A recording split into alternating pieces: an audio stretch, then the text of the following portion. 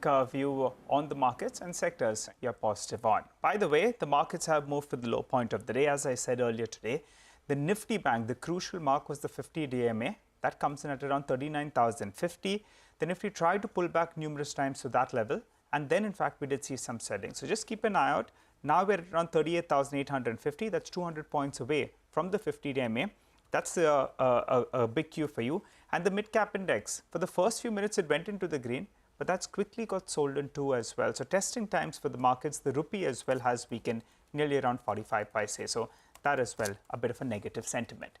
But we have been getting quarterly business updates that are coming in from various companies ahead of earnings season. Today, we're looking at two small finance banks. While Ujjivan has seen strong business momentum while with declining stress, Equitas has held absolutely steady. To discuss how business is shaping up, the products as well that are driving growth, well, we're joined by Mr. Ithara Davis, the MD and CEO of Ujjivan Small Finance Bank, and Mr. P.N. Vasudevan, the MD and CEO at Equitas. Well, good morning, gentlemen. Thanks so much for joining in. Well, let's talk about Ujjivan's business first. There's been a good bounce back. So, sir, how do you see business shaping up? And if you could tell us, where are you seeing maximum traction coming from? Go ahead.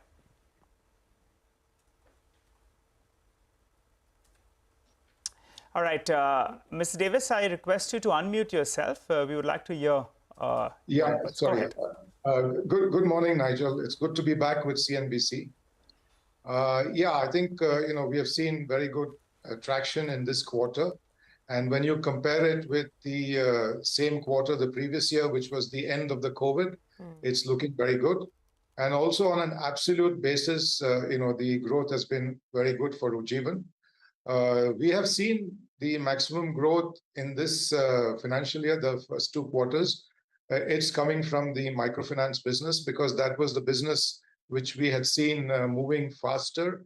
And it's a business which has been able to grow quicker for us, but the other businesses are catching up. So that generally is the trend that we have seen.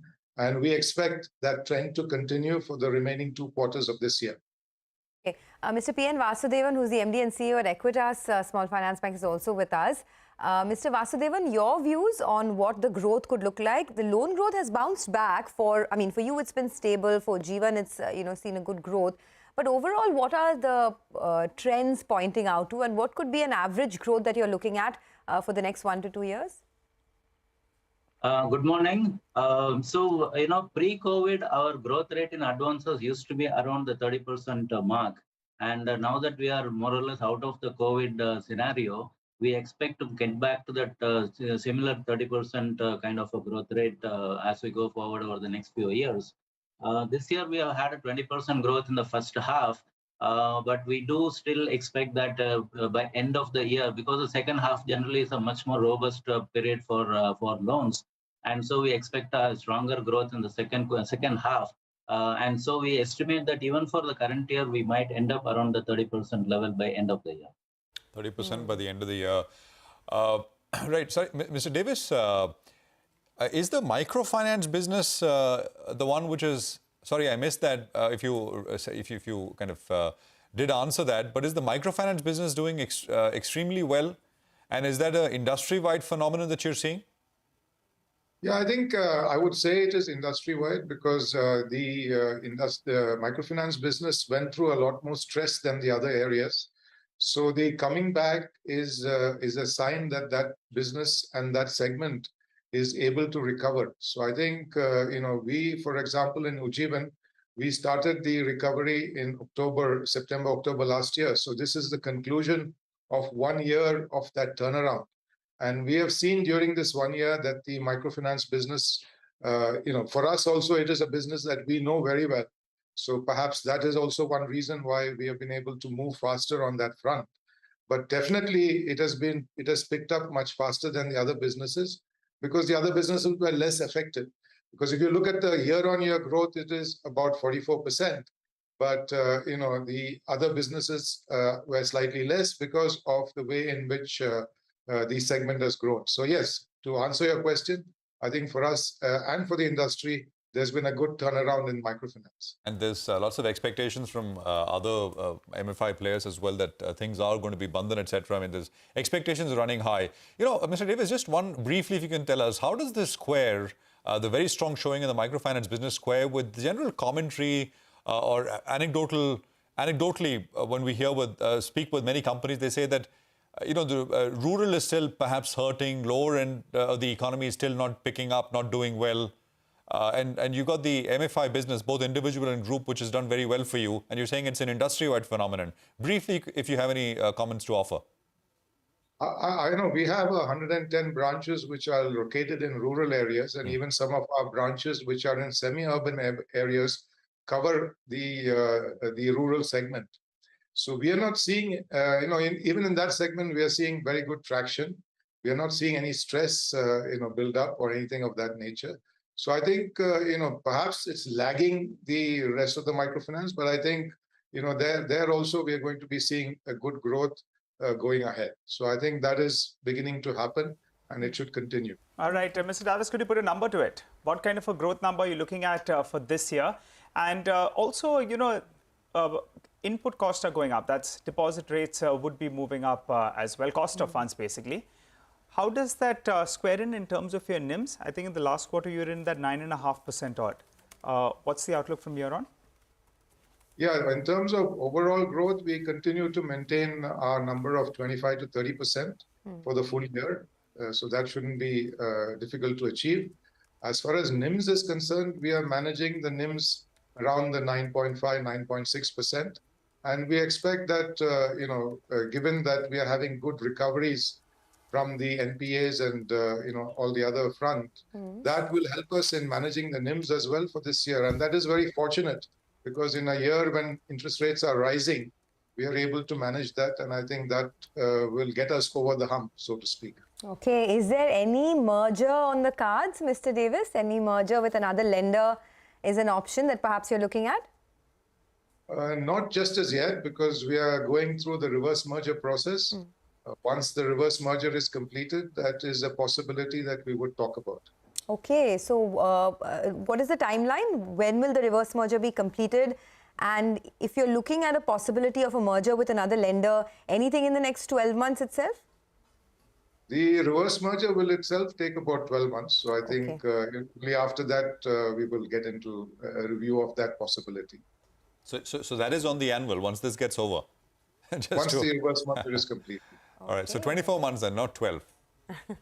Yeah, 12 months to start the process and to complete it maybe a little longer. Anything else you can tell us, sir, Mr. Davis, at this point?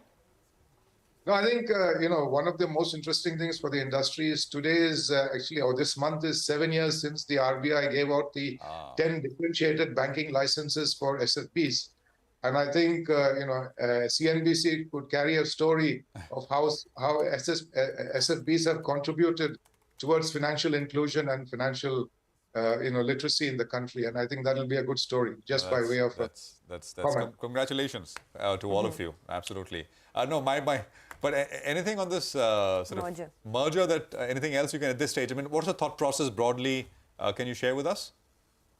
No, it's still very early, and you know we are trying to grow our secured book. So anything in that direction would be looking at something in the secured space. But I mean, I'm sure you'd not want to give us any names at this point in time. But you know, what would sort of the size be of the entity that you're looking to merge with? Are the talks on currently? Any more details that you can share? No, it's still very early. We are on the drawing board still. Okay. In terms of Mr. Vasudevan, in terms of your cost of funds, how's that turning out? What was it this quarter? Has it moved up? And could you give us some sense? Interest rates are moving up, as Mr. Davis also pointed out. Yeah. So interest rates, we have increased our deposit rates during the quarter, but our savings interest rate has remained the same during the quarter. So there is a small uptick of 5 basis points in the second quarter from 6.2. The cost of funds has moved to 6.25 in the end of second quarter. You know, going forward, there might be again a marginal increase in deposit rates because recently RBI has again raised the rates in end of September. But overall, we still believe that our cost of funds may not go dramatically high because we do have nearly a 48 to 50% CASA ratio, and there the interest rates are not really being tinkered with. So we are hoping that we will get away with a not so high a cost impact on our interest rates. Mr. Vasudevan, since your resignation, has a new candidate for the MD and CEO role been identified? You resigned way back in May. So any kind of timeline on when a new MD and CEO will be put in place? So we have already mentioned that we expect the process of succession to get completed in about a year's time. So I think more or less we are on track, and a lot of activities are happening. Obviously, there is nothing to disclose at this point in time. But yes, I think by May, June of next year, we should see the process getting to a completion, hopefully. By May or June of next year. All right. Mr. Davis, we'll wait by for more details on this merger, but it's a big news, especially from both a bank and a shareholder perspective. You just want to tell us if merger talks are on with an NBFC or a bank? No. We have not started any talks, so don't, Okay. in that direction. As I said, it's still very early stages. We need to grow our secured book, and this is one of the options that is available to us. So it is still on the drawing board, and I think that is something that it should be clear to everybody that we have not started any discussion with anybody or not zeroed in on any options on this front. All right, thank you very much. Very early stages. Got it. Thank you very much, Mr. Davis, Mr. Vasudevan. Appreciate you joining in, both of you, and congratulations on that anniversary as well. Thank you very much for joining us. Well, let's just look at the market, which has taken a very sharp dip. We're down 80 points, and most of this has come very, very sharply, very, very quickly as well. We were actually trading absolutely flat, but that is all but gone. And now, not at the day's low. The day's low was made at a little after 9:30 or so, at about 17,239. From there, the market's picked up a little bit, 20-25 points, but not looking good. The Bank Nifty is down a full 1%. That is at the day's low. The Nifty IT index is still doing a little better. It is down, but down lesser. Market breadth negative now. 1,050 stocks are lower, and about 850 stocks are higher at this point in time. A lot of the pressure, of course, coming in from the currency markets. We'll take that break. We're back. The IT index is up 3.5% for the week so far, and this session, of course, is still remaining. We'll put the spotlight on what should we expect from the second quarter earnings. IT, of course, will be the first to report. Rima will be joining in to run us through what the expectations are, and then we'll discuss this with Manik Taneja of JM Financial Institutional Securities on the other side. Stay tuned.